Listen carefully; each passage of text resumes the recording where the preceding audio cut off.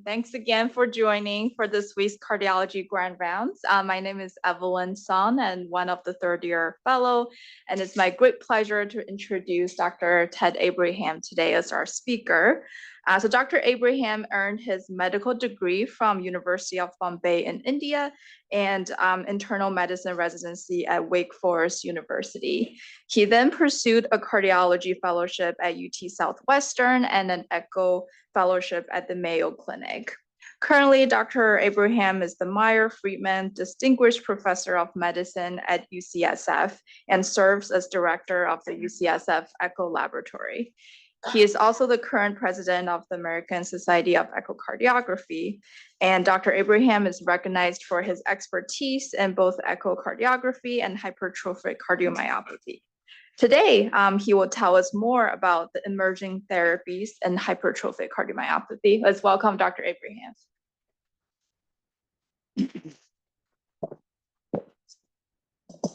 Thank you, Evelyn. Here are my disclosures, and hopefully I'll be able to cover some of these learning objectives today. But before I launch, I do want to thank several people who are in the room and maybe on Zoom, hopefully, who really are the reason for the success of the HCM clinic, starting with Dr. Olgin, who brought us here and sort of helped us found the clinic, Kirsten Tolstrup and Brenda Marr, who've helped us so much immensely with the clinic, but also our research teams and our research fellows and faculty who have helped us immensely. And most importantly, our echo and stress teams who do a lot of the hard work here in enabling us to do what we do, and most of it, which I'll present today. So although I'll delve into a lot of advanced imaging, I do want to start with this story that I've told very often. This was back when I was on the East Coast. A 19-year-old college kid was exercising in his gym outside of DC, and he was the only one in the gym. It was about 8 p.m. at night. The only other person in the gym was a janitor, and the janitor is going about his business and hears a loud noise. He comes out and finds this kid lying next to the treadmill, unconscious. The janitor does not know CPR, but starts chest compressions, calls EMS, which thankfully gets there in time. And they find him to be in VT, shock him, goes to a local hospital, gets an ICD, and comes to see us in the HCM clinic. And what was interesting in the family history is when we asked him, so are both your parents alive, which is how I usually ask, he says, no, my dad died walking down the street at 39. So this was many years ago. This guy's probably 21, he's 19 when I saw him. So then he has a brother who works in the State Department, most of the time is out of the country. But when his brother came back, he was also HCM positive, had both the phenotype and both were gene positive. So while we do a lot of sophisticated testing, something as simple as a single question during their initial visit might be helpful. So HCM is the most common genetic heart disease, at least that's what we claim. It occurs in about 1 in 300 people worldwide with an estimated burden of about 20 million folks.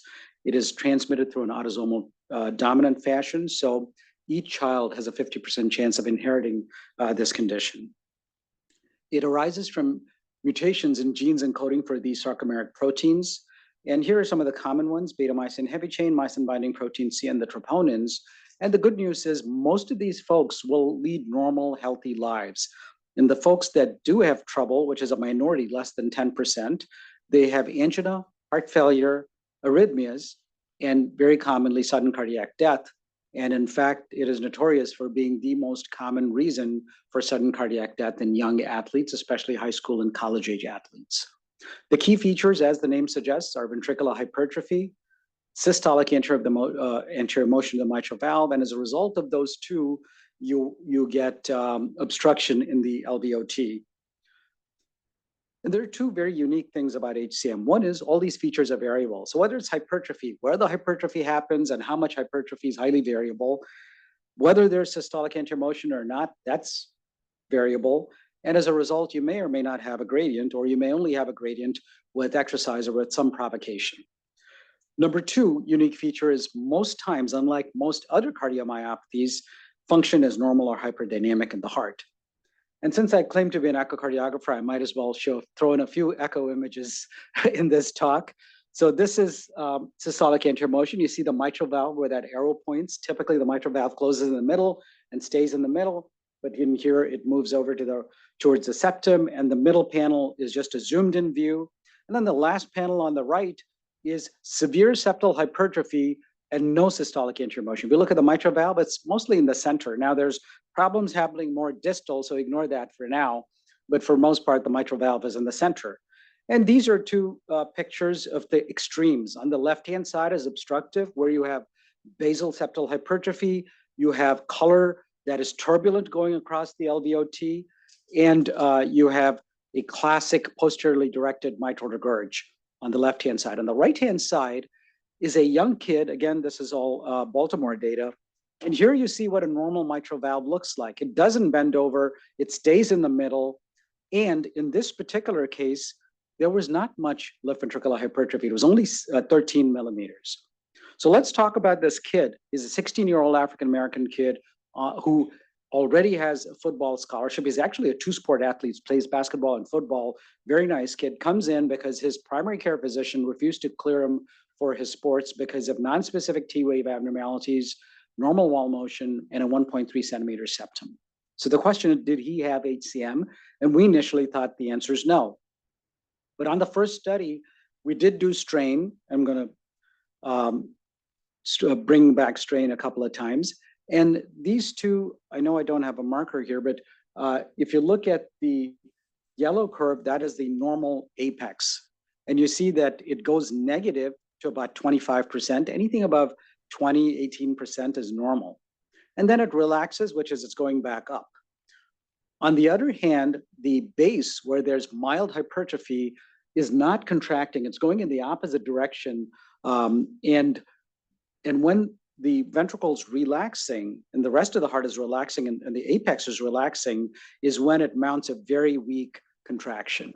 So we thought this is probably an artifact. So we bring him back in 6 months, no sports, and he has the same finding and the same strain pattern. So we decided to screen his family and do genotyping. And interestingly, he came back with a beta-myosin heavy chain mutation, and his mom was also positive for the mutation. So this led to another question, which is African-American athletes are thought to have septal hypertrophy, but we were sitting in Baltimore in the middle of, urban Baltimore, and our HCM clinic by then had garnered almost a 30% African-American population. Most national large HCM clinics have about 5% less. The largest one was about 8%. So we said, let's look at this and what is the disease different? And there was no data, but there was one really good paper by Barry Marin, which is one, the prevalence is similar to whites, 1 in 500, 1 in 300. But interestingly, in a post-mortem study, they took they had, I think, about 120 athletes. 55% of them were African-American who had died suddenly. So the question was, what was the problem? Was it low diagnosis rates? Was it under treatment? So we looked at, is there a sudden cardiac death risk profile very different than Caucasians? And the answer is no. Slightly higher percentage of a thick wall, but mostly all their risk profile looked very similar to Caucasians. We then said, what is the pattern of hypertrophy? Mostly apical. And interestingly, their global longitudinal strain was much lower, even though their EF was low. So you had this group who did not mostly have septal hypertrophy, did not have high gradients, did not have SAM. So they didn't have the usual features of HCM, and they had poor exercise tolerance, right? So they are non-obstructive with a poor exercise tolerance. So that led to yet another question, which is, so you have low exercise, you have high rates of sudden death, but they're not obstructive. And that went against this prevailing thesis for 50 more years, which was HCM is primarily a disease of obstruction. That is, if you're not obstructive, as the guidelines back then said, you have an annual clinical exam and that's about it. And then another paper that came out was an expert consensus said, those with non-obstructive have a relatively stable clinical course and no significant symptoms. They don't have a high risk profile and don't need major treatment options. So Diane Liu, who was with us then, we looked at 700 patients. All this is still Baltimore database. And clearly the outcomes were different. And obstructives were much worse than labile and non-obstructives. But if you looked at individual outcomes, heart failure was the same. Interestingly, AFib was more common in obstructives, but sustained VTVF was more common in non-obstructives. So we said, is there a reason why non-obstructives would have more events? And there are some pathophysiologic basis. One is, you know, that the coronaries and the intramural coronaries are not normal based on autopsy data. Also, based on autopsy data and with gadolinium MRI, you know that there's a lot of fibrosis, interstitial and replacement fibrosis. So we had two ways to actually test this hypothesis and say, is this really going on in this population? And Heracles Posios, who was with us at that time, first thing he did was took this population of about 300 people who had both imaging modalities for most part, certainly at echo and MRI, everybody had echo and MRI, and said, are their VTVF rates higher? And you can see that the VTVF rates were higher. Then we looked at those who had ICDs in place and said, is their appropriate discharge rates higher? And again, the appropriate discharge rate was also higher in this population. And the event-free survival you can see in this population, even after multiple adjustments, was worse with non-obstructives. So Heracles then looked at scar burden, and you can see that non-obstructives had larger scar. And if you took the proportion of patients with really large scar, more non-obstructives there were higher proportions with large scar. If you looked at microvascular ischemia, this is ammonia PET. Again, non-obstructives had the highest incidence or rates of non-obstructive microvascular ischemia. So if you put the data together, at least with those 300 patients, you see how we separate the groups based on the gradient. LVH was somewhat similar, SAM, as you can see. But if you look at SCAR, microvascular, and VTVF, non-obstructive, despite very similar hypertrophy, had more SCAR, more microvascular dysfunction, and more VTVF. So I'll take a small detour here. And Lillian Peng, along with Juliana Lee. Lillian is an internal medicine resident here. Juliana is a medical student here and was, interestingly, a CRC with the HCM group prior to this. You know, a lot of these folks have scary EKG changes. This is one of our patients from, I think, a month ago. Most have baseline changes. Some of them don't have baseline changes, but they have significant ischemic changes. We've had multiple patients get cathed because they walk into the ED with an EKG looking like acute MI. So Lillian asked the question, does this relate to anything else? Well, what is the implication of these abnormal EKG changes? So we looked at a whole host of things: clinical symptoms, gradients, wall motion, blood pressure response, gadolinium enhancement and strain, and exercise capacity. And it was not related to any of that. The only two things it was related to were age. The older you were, the higher chances that you would have EKG abnormalities with stress, and baseline EKG abnormalities. So let's go back to the diagnosis of HCM. It is really a singular criteria, which is a 15 millimeter wall thickness anywhere in the ventricle. And it is reduced to 13 millimeters if you have family history or are gene positive. And then we do LVOT gradients, and the magic number here is 30. And based on that, you have either obstructive, gradient is always higher than 30, labile, gradient's higher only with provocation, or non-obstructive. So we'll focus on the obstructives because they are 2/3 of the population for most part. So if you take obstructives with symptoms, most of them used to traditionally get beta blockers, calcium blockers with or without disopyramide. If they fail that, they'd go on to an ablation or a myectomy. And the question is there a better way to do this? And some really smart people went back and looked at transgenic models. And this is how, you know, if you remember your physiology, this is how the heart contracts. Calcium comes into the cell, releases more calcium that allows the actin-myosin filaments to interact, the so-called cross-bridge formation, and that's how the heart contracts. And the cross-bridge dissociates, resulting in relaxation.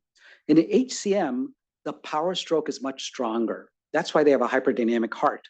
They have a lot larger numbers of cross bridges. So typically 90 to 100% in HCM, certainly in animal models, compared to 50 to 60% in a normal heart. And then they don't dissociate it as easily. So if you have more in this state, Mavacamten using throughput deep learning methodology, they came up. This was interestingly a company that was looking for a actin myosin inhibitor, but found this, enhancer, but found a selective modulator and inhibitor. And what they found in animals was it weakened the power stroke, allowed for fewer cross bridges, and it hastened or shortened dissociation. So this was really all the opposite effects to what was happening with HCM. So the initial data was Pioneer, 11 patients. You see the gradient go down and then goes back up. And interestingly, the exercise gradient went from 125 down to 19. Very impressive data. So that was followed by the largest randomized clinical trial in HCM at that point, with 251 patients randomized to Mavacamten versus placebo. I'm delighted that one of our early two CRCs were not here and have moved on to bigger and better careers, allowed us to become the largest enroller in the US, along with Oregon. So we were the #1 enroller in the US for Explorer. And what Explorer showed was a lot of people felt better. Gradients went down, less than 50% and 74%, and almost 60% went down even below the definition of obstructive. And they all had really good improvement in exercise capacity. Rest gradient went down, ejection fraction, everybody was concerned. Is this inhibitor of actin myosin going to cause heart failure? Ejection fraction did not change. NT-proBNP and high sensitivity troponin went down. And Mavacamten was safe and effective. Low dropout rates, low serious adverse events, and no difference in AFib. And this is an example that I've showed very often. Someone from the East Bay who had SAM, had very significant obstruction with MR, and had very high gradients, 130 at rest and 150 with provocation, and then got Mavacamten. And this is 4 weeks after Mavacamten, no SAM, no gradient, no turbulence in the color, and almost no MR. And this is what the gradients were. And many of us have sent patients for surgery. Very rarely will you get such excellent results with surgery. So then the question was, do these folks, if you put them on Mavacamten, will you alter their trajectory of surgery? And this was Valor HCM. And you can see that if you had 16 weeks of Mavacamten, only 18% would still meet criteria for surgery, compared to placebo, where 80% would still meet criteria for surgery. And in the treated population, resting, Valsalva gradient went down, KCCQ, which is a patient-reported outcome, went up, and BNP went down. So what about Mavacamten and sustained effects? Does this work for 16 or 20 weeks, and then you have some sort of accommodation or adjustment and adaptation? The answer is no. This is 84-week data. Now we have over 120-week data. I need to update this slide, but rest and Valsalva gradient stayed down. EF still stayed above 60, so no adverse problems with adverse events with long-term Mavacamten. So that resulted in the label. The FDA approved Mavacamten for symptomatic obstructive HCM, class 2 or 3 obstructive symptoms. And so most of the guidelines have been altered to say either you can start it as second-line therapy, or if you have persistent symptoms prior to surgical or invasive therapy, you can try Mavacamten. There are other drugs, our next-in-class cardiac myosin inhibitors. Aficamten is one of them, and these are cohorts 1, 2, and 3. Again, in Redwood, thanks to our CRCs, we were #1 worldwide enrollers for Redwood. And what that showed was resting and Valsalva gradient went down, EF stayed above 60% in everybody, and there was a complete hemodynamic response at high dose in 93%, at least a one-class New York Heart improvement in about 85%. So there are a lot of other ongoing studies. I'm going to talk about SEQUOIA, which just got released in May of this year. But MAPLE is comparing Aficamten to beta blocker. Do you even need to start with a beta blocker? Can you just use Aficamten or a CMI as first-line therapy? And then I'll won't visit on any of the others for now, again, in the interest of time. So what did SEQUOIA show? Just got reported. It showed that, again, like Explorer, there was a very nice improvement in oxygen consumption at very low cost. LVEF dropped less than 50% in only 5 out of close to 280 patients. Dose was interrupted in 0, so nobody had a dose interruption, and none of these patients had a heart failure exacerbation. Resting LVOT gradient went down. Valsalva gradient went down. New York Heart Class went up. KCCQ went up. So again, recapitulates everything we saw with Mavacamten and a very nice safety profile.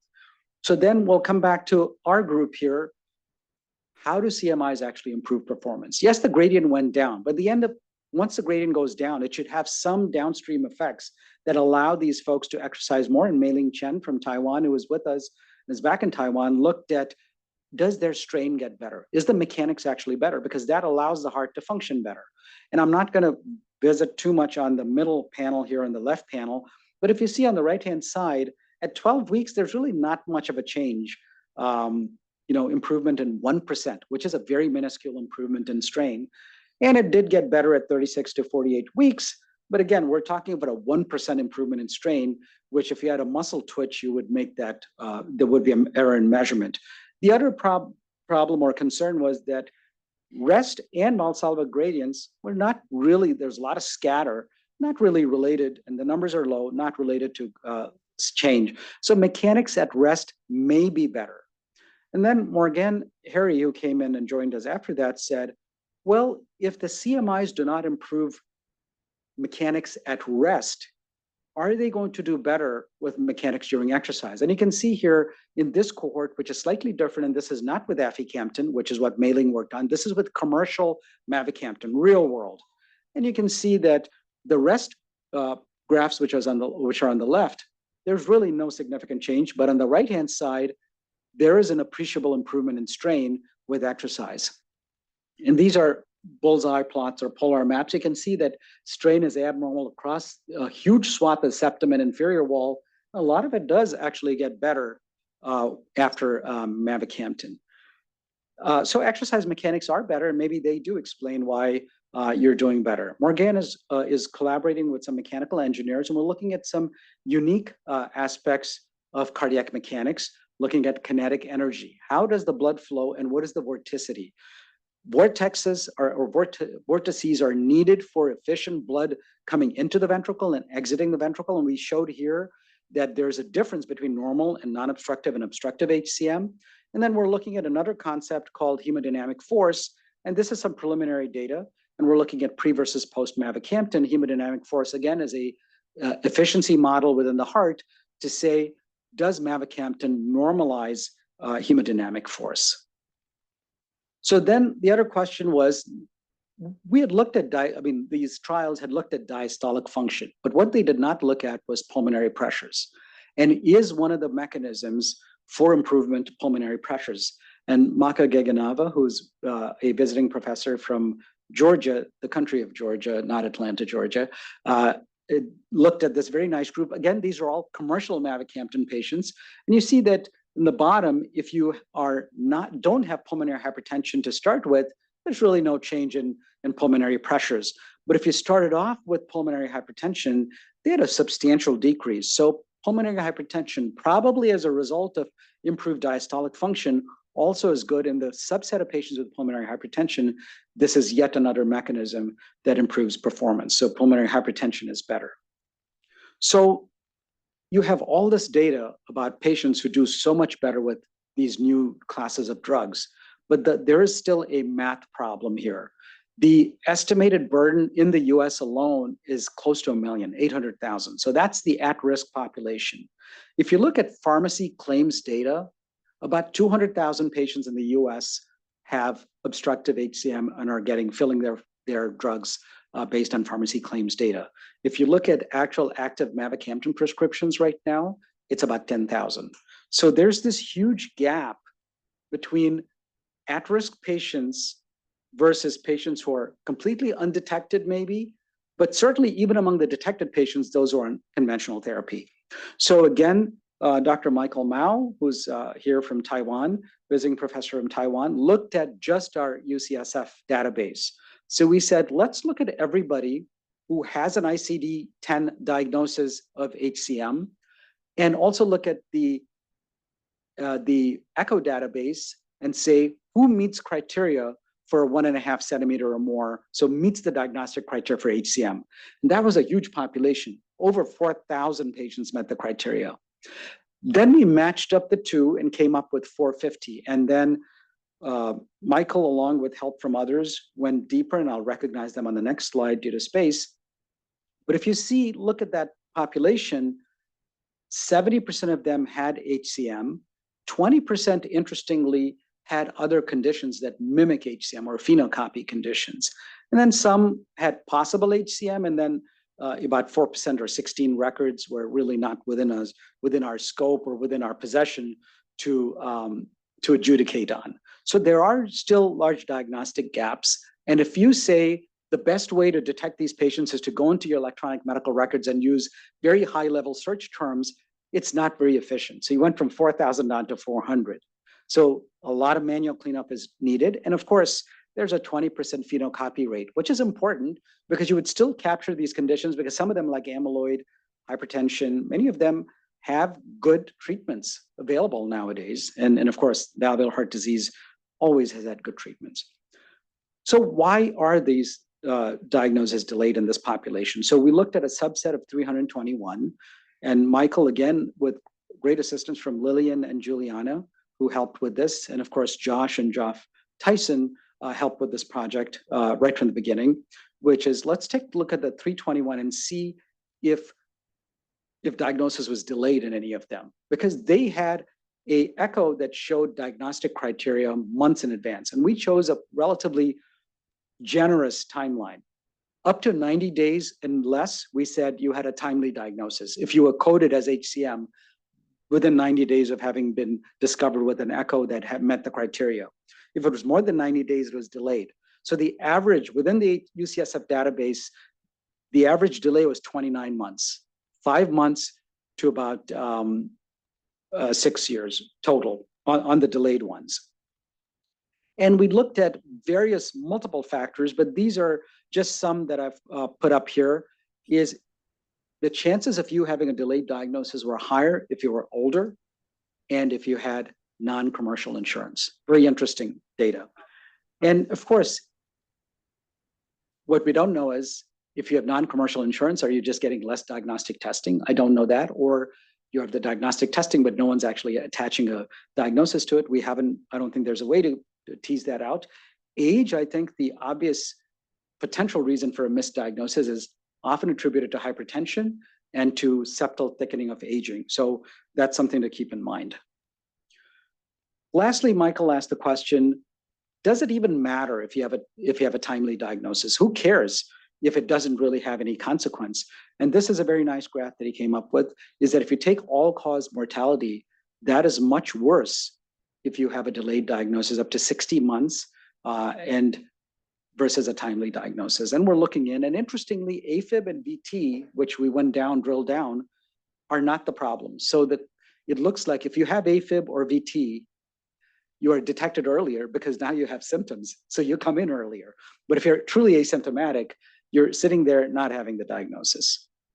So you have these new drugs. You found a really good patient. This is a 44-year-old symptomatic male with a 1.7 centimeter septum. So he meets diagnostic criteria. High gradients, 35 at rest, 70 with Valsalva, over 100 with exercise gradient. So if you reach for your phones and answer that question, I'm just kidding. You don't have to reach for your phones, but does he qualify? The answer is yes, because he does have a diagnosis of HCM, he does have obstruction, and he has at least class 2 or class 3 symptoms. And the starting dose, and I didn't mention that, for everybody is generally 5. In some patients, you can start lower, but you cannot start higher than 5 milligrams. So Mavacamten, the starting dose is 5.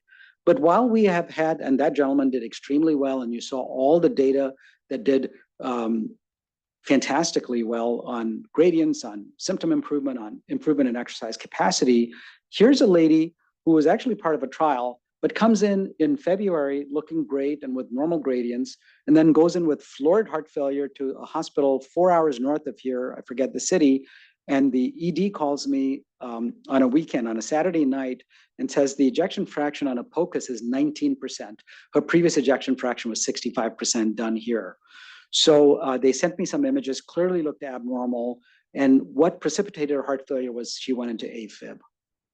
So while we have all these wonderful things happening with these drugs, they are not benign. And there are situations that they can cause precipitous and significant heart failure with drops. So if that's the problem with these drugs, what are the other options that are upcoming?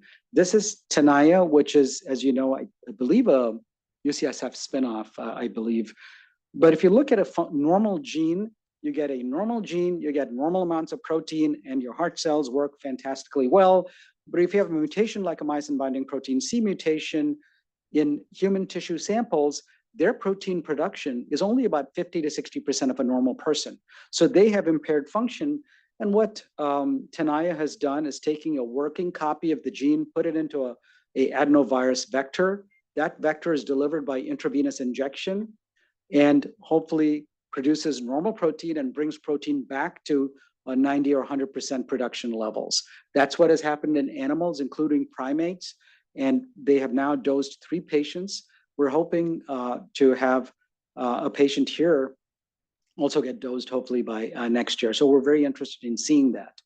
There's yet another drug, again, feeding off the fact that I showed you that case example of someone with a low EF.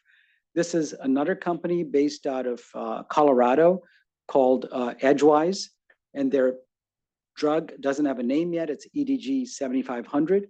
And this is a sarcomer modulator. You know, all the problems in the sarcomer, the company has not told us exactly what the mechanism is. It is not myosin ATPase inhibition, but their big claim to fame or a leverage point is that all drugs that reduce gradients like CMIs do so because they reduce EF.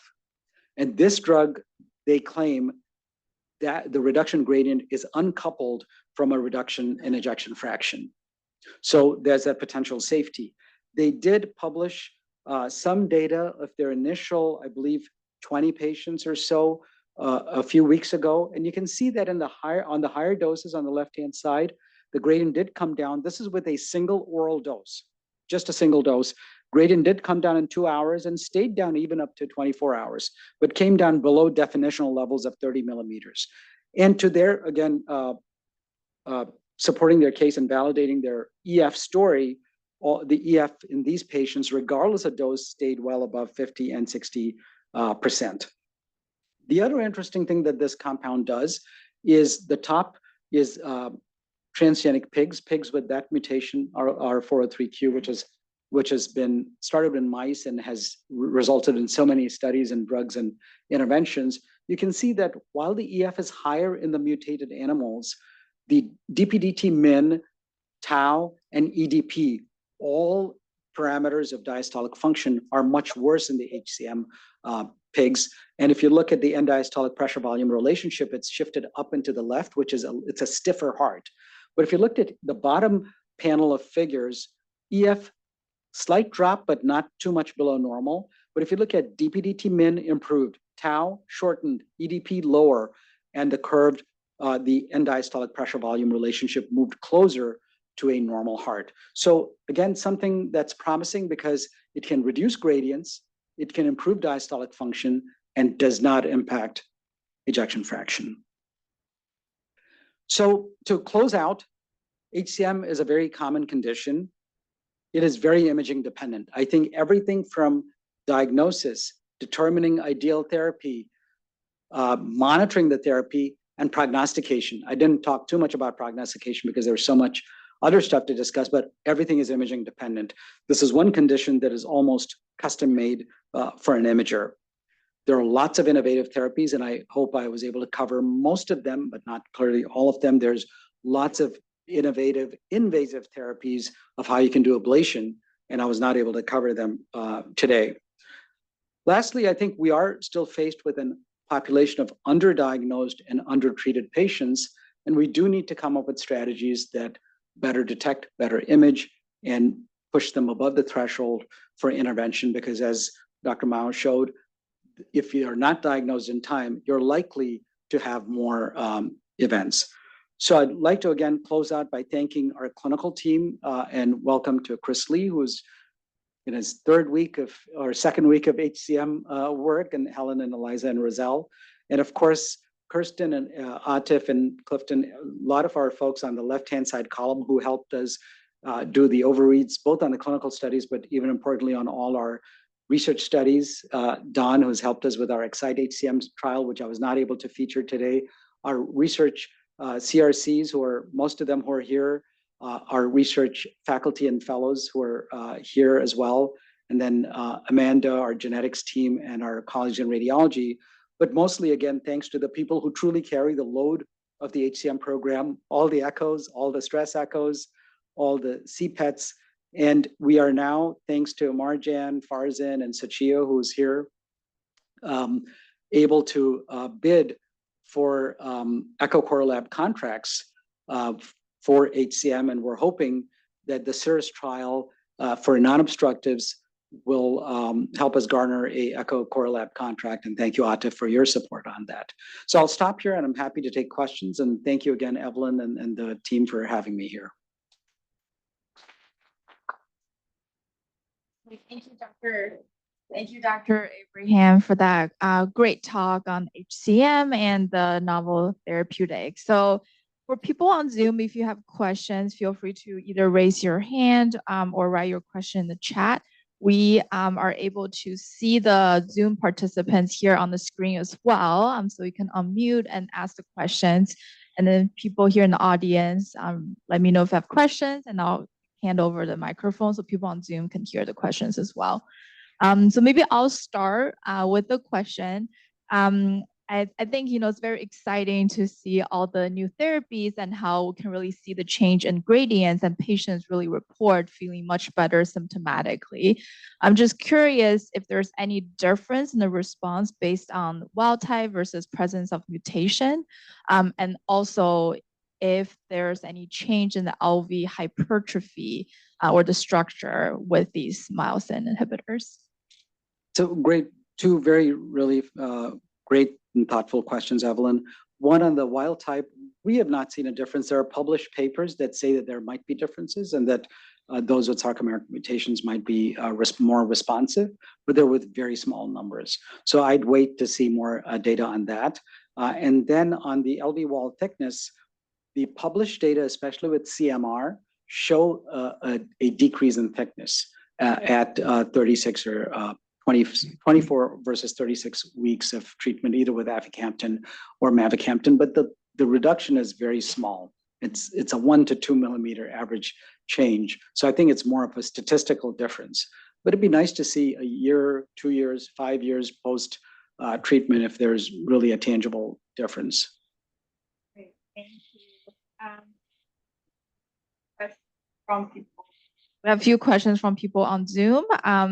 So Dr. Delling have a question about, genetics and response to Mavacamten. So I guess similar, but greater response with specific genes or variants, or if Dr. Delling wants to elaborate more. No, first of all, great talk. I just posed the same question earlier in the chat, so I think you've answered the question. Thank you. Thank you. And then Dr. Yuan, Neil Yuan, if you would like to unmute. Oh, thanks for the wonderful talk. Obviously it was concerning to see that the non-obstructives have a higher rate of VT-VF and concern for sudden cardiac death. Is there anything that we should do in terms of, or are there any like medications or things in the pipeline that can help mitigate this risk? It seems like right now you get an MRI, you see how much scar they have, maybe you put in an ICD, but is there any role for any of these medications in reducing the risk of sudden cardiac death potentially? So I think great thought. I would say that right now there's no evidence that these novel medicines will impact electrical problems, so we don't know.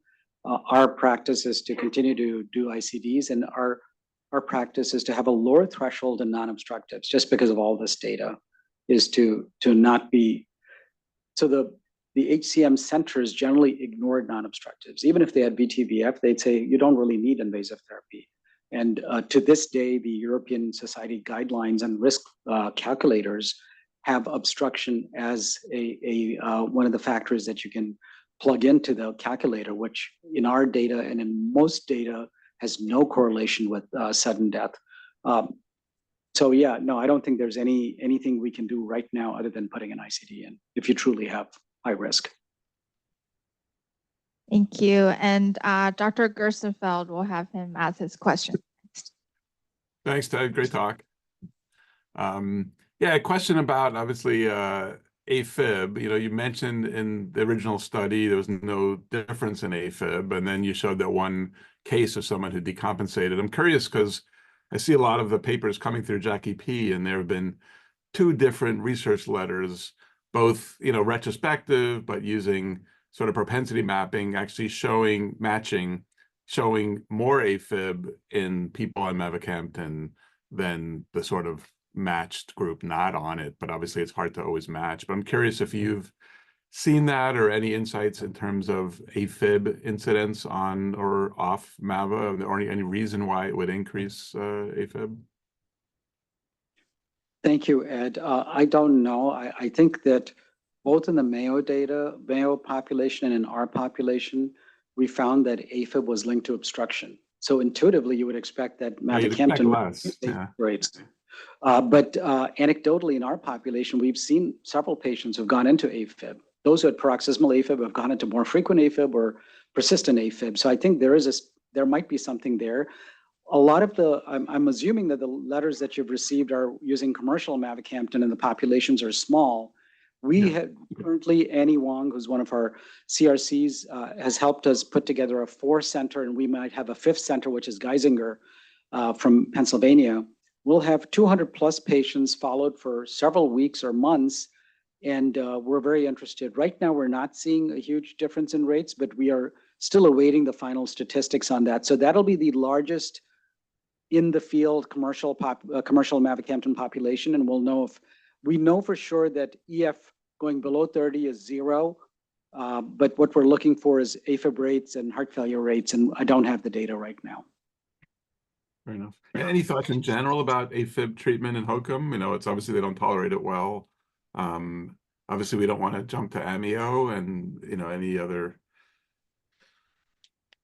Our experience has been, and the published data have been that if you go to ablation, the initial success rates and the repeat ablation success rates are much lower with HCM. Amiodarone seems to be the only drug that works really well. Almost everybody we've had with in conjunction and collaboration with your division colleagues, your section colleagues, have had really good results with amiodarone. Many don't tolerate it.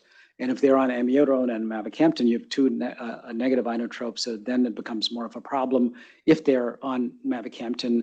But I think AFib is still a problem. It occurs in 20%, so 1 in 5 patients with HCM will have AFib. It is the most common complication of HCM, and I don't think we have a good answer right now. Yeah. I guess my only plug is, while it's true that the recurrences are higher than other folks with ablation, we've still seen people do much better. And there's some data that with pulse field also the outcomes may be better than previous. So it's worth still keeping in mind, I think. Yeah, we don't decline. We say the rates may be not as successful, but if they have no other recourse or that's something they're considering, we certainly send them. And I think the last couple of patients that we have sent over and have had ablations have actually not had recurrence. Yeah. So I think it's been very promising. Cool. Thank you. And Dr. Schiller has a question in the chat. If Dr. Schiller can. Well, I'm always interested in the interplay with hypertension. Over the years, I've been a beta blocker, calcium blocker treater of these, and in patients where we have reduced the gradients, there's been quite a bit of regression of hypertrophy. And so I'm always interested in, if as a comorbidity, hypertension should be a consideration in terms of getting some regression of hypertrophy, et cetera.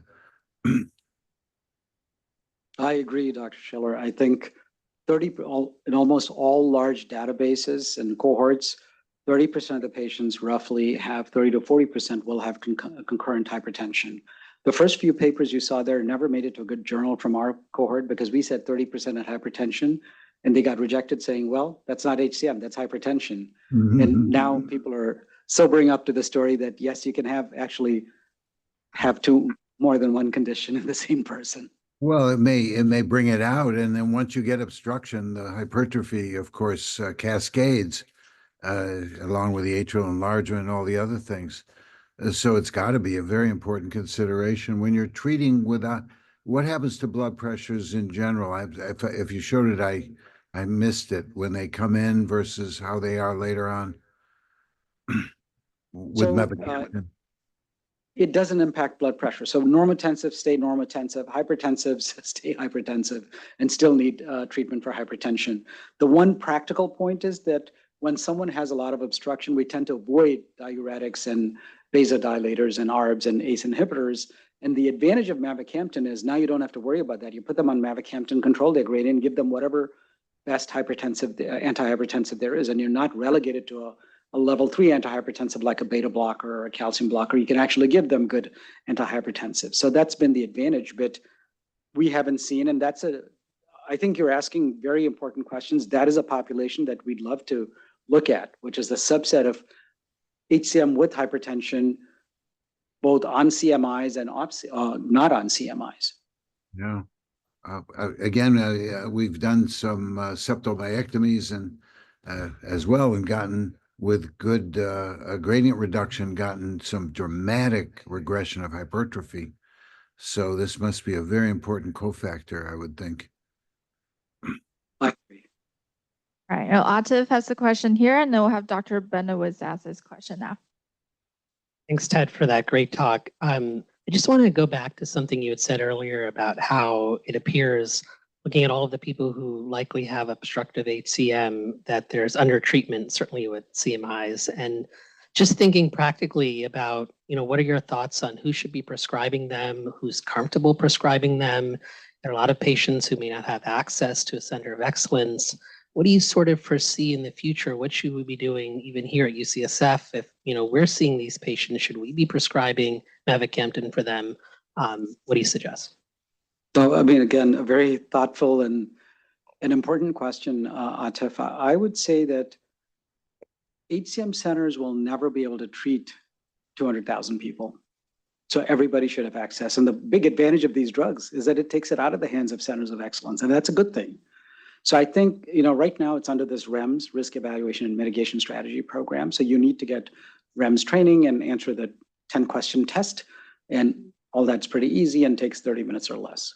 So I think if you're comfortable, I think in our center, you have the full support system if you want to prescribe it. I think anybody can prescribe it. You have to be a little attuned to the potential dangers, but I think the wider the prescribing body, the better it is for patients.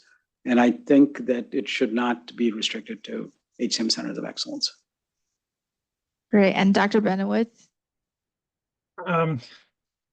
Ted, thanks for the talk. My question sort of follows Ian's question.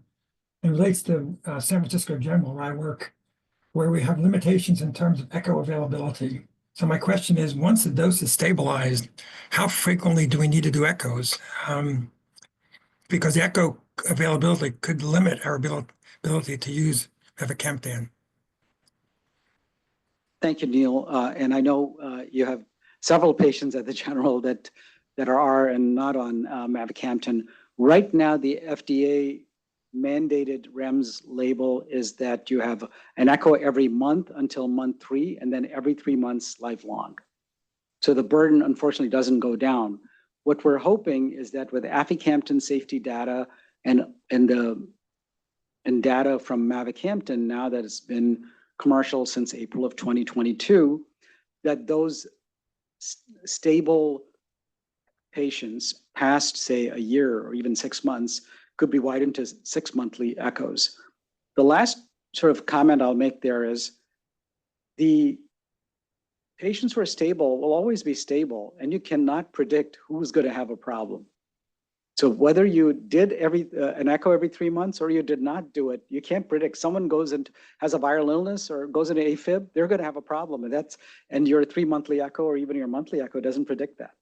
So I have a problem with the way REMS is set up, but by the same token, having seen people crash very rapidly, I think there needs to be some safety net, and people have to be attuned to that and be able to manage those complications. But right now it is monthly and 3 monthly. Okay, thanks.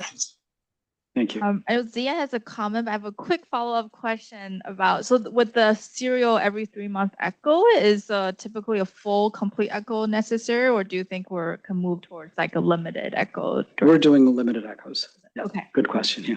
All right, and then Dr. Zian, if you want to make your comment. Sure. Hi, Ted. Great talk and great summary. I just wanted to add to your point about underdiagnosis and underrecognition of HCM. As you know, Leila, former cardiology fellow and echo fellow, and you're on this paper as well. She presented at AHA last year, and the paper's in review. Among our now over 1,000 sudden deaths in post-SCD, there are approximately 2% of all sudden deaths were due to HCM, and then restricted to truly cardiac causes, because as you know, not all sudden deaths are cardiac. 2% of arrhythmic deaths were due to HCM. But the main point was also that only 1 in 8 of those cases were diagnosed before they died suddenly.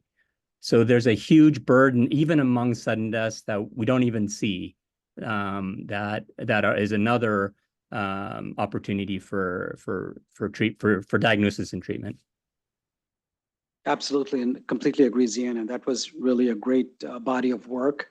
And yeah, I remember having this huge debate when in the mid-2000s at Hopkins, where the genetics team would say, this person doesn't have HCM. They just carry an HCM gene because they have nothing else. I said, yeah, what about the people who drop dead with a normal looking heart? Because there were lots of folks who, as you know, a lot of the light chain mutations, the thin filament mutations rather, would have their significant family histories of a completely normal looking heart and a very malignant electrical phenotype, their first presentation was sudden cardiac death. So, and that whole community has now changed, and they agree that you carrying the gene itself is a problem with HCM. And while you might end up being benign, you can't just say you don't have HCM, because then they don't report for follow-up, they don't get detected early, and they don't get intervened upon or get preemptive treatment as needed. Yeah, exactly. And I think we don't even have to propose like echoes for everybody. As you know, we restricted it to less than 35 years of age in our study. That it was close to 10% of our arrhythmic deaths were attributed to HCM. So maybe there could be a targeted population screening, under 35, for example. Yes. Right. Any other last questions, comments?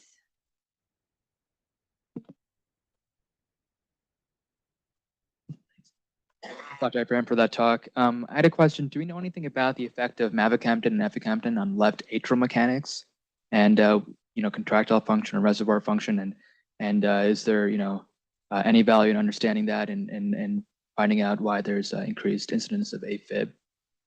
Absolutely, great question, Rajiv. And Rajiv, before he went out to do his fellowship at Mayo, Arizona, worked with us on some topics, including HCM. And I know Saeed and the group at Mayo are very interested in left atrial. We're hoping that the consortium data will help. But I think yes to everything you've said.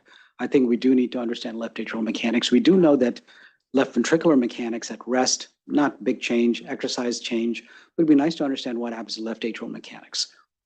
Absolutely. Left atrial volume, which is linked to AFib, does get better. But maybe the left atrial volume gets better, the mechanics get worse, because there's data that left atrial mechanics in AFib, de novo AFib, who undergo cardioversion, if your left atrial mechanics improves, you have less recurrence. If your left atrial mechanics stays abnormal, you have more AFib recurrence. So I think there's a story there that has to be completed with Mavacamten. Thank you. All right. Well, thank you everyone again for joining, and thank you, Dr. Thank you, Abraham. Evelyn. Thanks.